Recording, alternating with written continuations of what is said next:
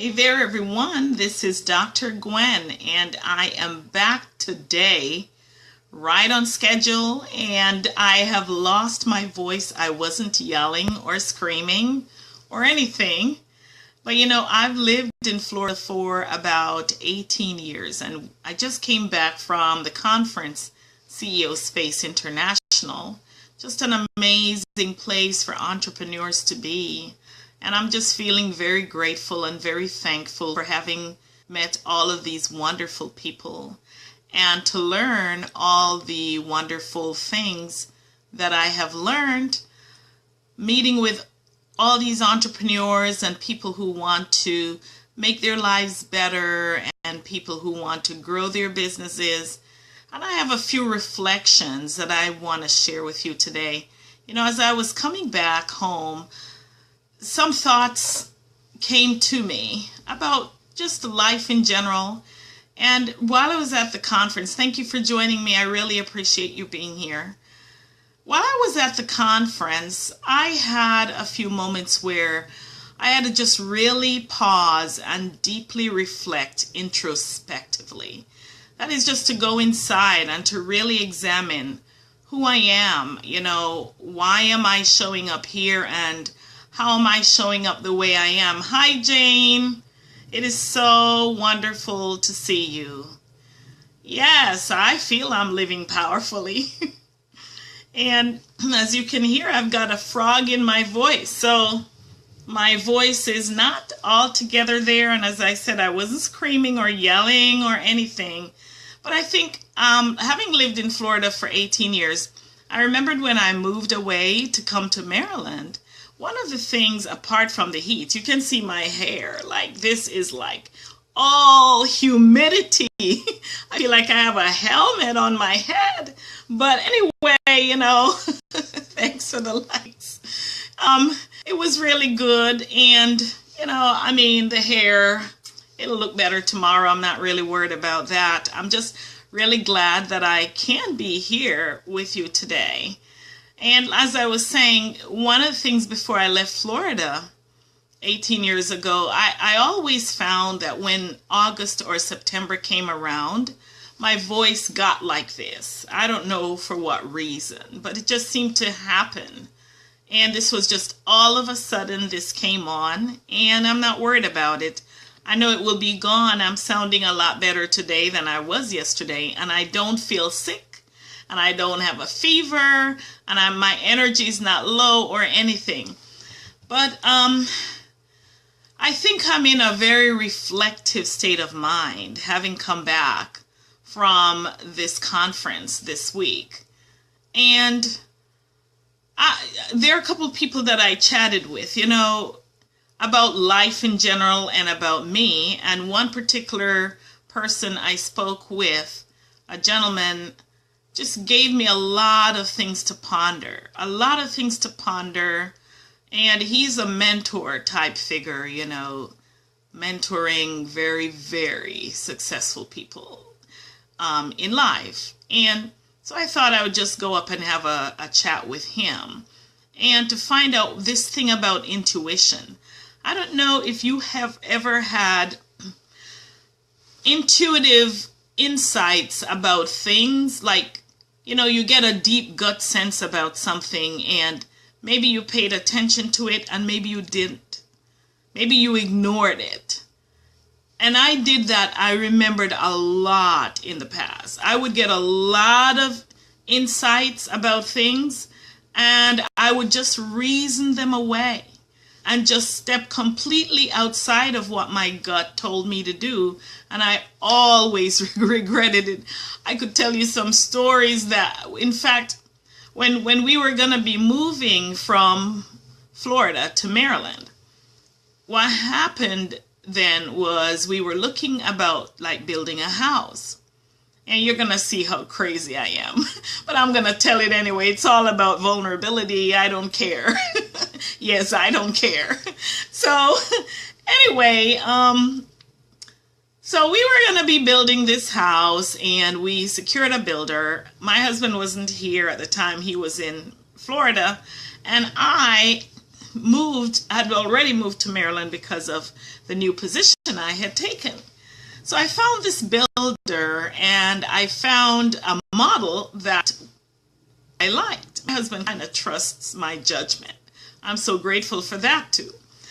So anyway, went off to the builder, signed the contract, and then there was a deposit.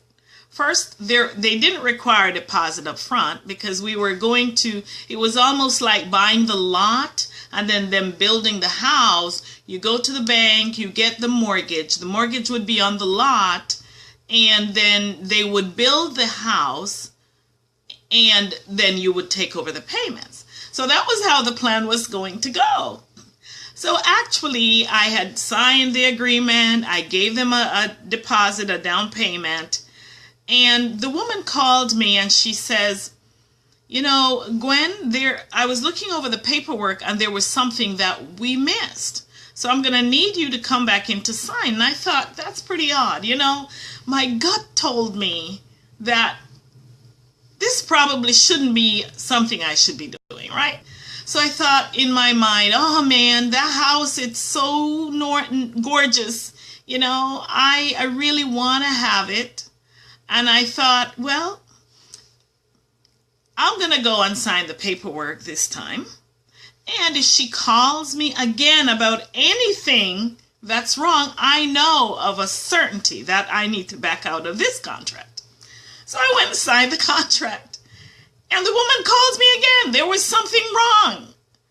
And I thought, well, this is the cue. I need to back out. I started looking at that plan. I had gone through the model of the house. And, you know, at the time when I came, I was renting because we wanted to buy somewhere that we feel we could settle. And I was renting. I really wanted to get out of this rental house, and I really wanted that house, truthfully. So I said, wow. I did say if she called me again for another error, that I would back out. And I thought, well, I may never get another house like this. You see how we mess up ourselves? So I'm going to just go ahead and go down and sign it. So I signed it again. And believe it or not, I said to myself, okay, for sure, if there is a third error, I know I must back out of it. So I went to pick out the lighting and the faucets and all of those things that they have you pick when you're building a house. I went and did that. And she called me again with another error. 3 chances. And guess what Gwen did? Yes, I reasoned it out again. And I went out and I signed it. So now, here comes this chance now that they said to us that they're no longer going to be working with that bank that was supposed to issue the mortgage for the land. And so we needed to go and make a deposit of $25,000. Okay, so we thought, okay, we can do that. So we wrote the check. And I went and made the deposit of $25,000. Well, now they are supposed to start the house. And I go by there, I work pretty close, so I went by there very often to see when they would start. No house is starting. I'm telling you, months is going now. No house is starting. And then finally they poured the foundation. I thought, yes, finally, you know, they're getting this underway. They built up the foundational areas around the house, and I thought, okay, great, this is months into it. We're finally getting there, is what my thoughts were. And then I went there and nothing was happening again. It was stalled. And I thought, my goodness, we're supposed to be moving into the house by that date, and the house it's just a plain slab in the ground and nothing else is happening. Well, that went on for a while. And then I started calling because I became very concerned. They have $25,000 for us. I'm calling. What's going on? Started getting responses, and then suddenly nobody's answering. Then I started to get information about the builder and how there were some people who got $750,000 of contract on the land. They had the mortgage on the land. They were now stuck with paying that mortgage and no houses on the land. $750,000. Ours would not have been so much had we gone through the bank, but it would have been pretty close. And so these guys were stuck paying mortgage on land, no house, and the house should have been built for that. And I thought, my God, how lucky we are. You know, it's $25,000. That's still a big chunk of money, but it's a way better than almost $600,000. So we went there was a class action lawsuit, and we all went to court and pulled up all the papers, and they found that the builder had swindled a lot of people who were stuck with paying the mortgage on the land with no house. And boy, did I thought I learned my lesson then, to listen to my gut. So this is a little bit of reflecting that I'm doing. And other things happened since that time where once again my intuition spoke. And what did Gwen do? She started reasoning that away. What I do very often is I like to give people the benefit of the doubt. And quite recently I was online and met, we were interacting with other entrepreneurs online. And by interacting, there was a sense that I got from looking at this particular person online. And I thought, that doesn't seem quite right. And then after interacting for quite a bit, there were other people, entrepreneurs, who knew this person who started, saying, well, that person's a really wonderful person. This is what the person is doing and all of that. And I started let my guard down. Started believing, started trusting. No, there was no big investment of money. But here I was investing my time and my energies in that direction. And I discovered, because I had said after that one big incident that this would never happen to me again. Where I find myself wanting to do that is to give people the benefit of the doubt, because I don't believe, it's still hard for me to believe that people can be purposely, willfully mean and cruel and manipulative and sway things in their direction. I still have a little trouble doing that, even though my flags are up much higher now, and I'm beginning to trust my gut. But this was something recent. And I thought you had gotten over that, Gwen. I thought you had learned to trust your intuition instead of reasoning things away, because things are not always the way you see it. But when you get that gut sense, trust it. So now what I want to really ask you is this. Are you getting a gut sense about something? Maybe it's a relationship. Maybe it's a business. Maybe it is a transaction that you need to do, like mine with the house that I transacted. What is it that you're getting a gut sense of? I don't believe that gut sense is any accident. Don't let it get away from you without you paying attention to it. Now, I'm not talking about you creating stuff in your head. That's completely different, because you're good at that. I know I'm good at that. And I have to be very mindful, very aware, very present to my thoughts, so I don't allow my thoughts to get into the way of my intuition, what I am feeling in that gut, that sense. Do you know the animals have a gut sense of what it is they need to do. We call it what? Instincts. They follow those instincts. Now, we are supposedly higher intelligent beings. And I can't help but believe that we also have those instincts. It's what I call intuition or gut. And when you learn to follow those feelings, those gut, that intuition, that hunch, is when things begin to take on a new form in your life. When you learn to ignore that gut and that intuition, you will find yourself like me in a lot of struggles, a lot of things that you could have offset had you listened to your gut.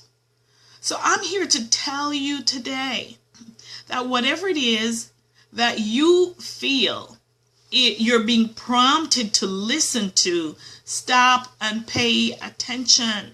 It is not by any accident that is coming to you. And if you feel you need to take a certain direction, to start a business transaction, thank you so much for the likes, to start a business transaction with someone and you're having conflicted thoughts, don't do it. Wait, pause, don't do it.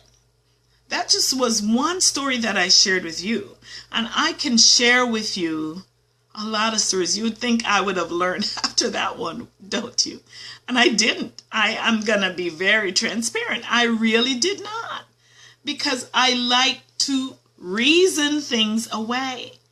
See, our intelligence is a great thing. And our reasoning skills is great. But it's not so great when it comes to trusting what you need to do. Yes, you're going to reason, you're going to pull all your facts together, you're going to pull all your data together, and you're going to look and examine that data. And after you have applied reason and you have tried to come to a conclusion on what you need to do about that particular thing, go inside and check in with your gut. Trust me on that. You need to check in because that gut is never will lead you in the wrong place. What will mess you up is getting up in here and taking on this conscious thinking, because that gut is, I believe that gut is deeply connected to the divine. And so you get a download on what you need to do. This mind here is connected to what we were taught, what other people external to us told us we need to do, what other things we saw other people going through external to us that we think we need to experience. And yet, that gut that you were given to provide a download for your life, you keep ignoring, like me, and I'm getting better, but we keep ignoring and like butting our toes up against that stone and suffering the wound only to wake up and repeat it. So I'm no longer going to do that. That is my resolve to you, my friends, that I am not going to go against my deepest intuition that I was provided with that will guard my life. I've proven it over and over and over and over again. Every time I go against that intuition, it doesn't work out every single time. And when I do follow it, it's great. So your task is to be able to determine the difference between whether you are allowing your conscious mind to reason the path for you to follow, which may not be all wrong, but once again, I say the final say on all of that is your gut sense. I see, my friend, intuitive or innate senses are the unfiltered truth, usually reached during meditation. Absolutely. Filtered from outside influence, more especially Western philosophical thought. Well, the outside influence should not be the main director of your life. Boy, have I learned that. And as I said, I have messed up too many times just doing that. So thank you for that contribution, brother. And there are a lot of other things that I wanted to say, but I see it's 3:20 already, and I don't want this to go on much longer. Tomorrow I'm going to come back, and I'm going to continue this topic here. Thank you for those likes. I appreciate that. See them exploding across the screen. And, excuse me, I want to talk with you about some of my experiences this week, last week, that is. At my conference, and also us, you inside, like continuing this topic of your inner self, your intuition, and how you may be living somebody else's life instead of yours. So that's a topic that is so dear and near to my heart now, for all the things that I've been discovering recently in my life, and for all the wonderful people that I've been having conversations with. I just really am so blessed and so grateful for this moment. And I'm grateful for having gone to Florida and to come back here, even though my voice is like a frog. But anyway, that's just the way it is. So friends, what can you do? How can I leave you today to ponder? Here's what I would really love for you to ponder. And for those of you who watch this later, do leave your comments. I really love to see them. And ponder this, that you are a spiritual being, and that you were given an internal compass, an internal guide to guide you to making the choices that are going to be best for you in your life. And whenever you're going to venture on any huge task, you can bring in your reasoning if you want. You can bring in the intellect, and the final say is, what does your gut say? What does your intuition say? Check in with that innate feelings, because when you do that, my friends, I can tell you that a lot of the mistakes that you make probably will be circumvented by doing that. So thank you. I don't know if you have any questions or comments for me, but I appreciate this. I just appreciate, one of the things that really makes me feel good, just as I close out here, is the schedule was really hectic this last week, and I could have easily said, you know what, I'm not going to do this. I'll just put it off. But I had committed to doing it. So I'm really feeling very grateful that I allowed myself to continue to take on all of the things without dropping the ball in the midst of all of this. I may not have been able to get back to all of the emails. I hinted I was away in them, but I can do that now that I'm back, and I'm grateful that the ball didn't drop when I was gone. And I am so grateful for you joining me here today, and you have the most amazing day, and can leave your comments below, and love you. Mwah. Thanks for joining me, and I will see you tomorrow at 3 p.m.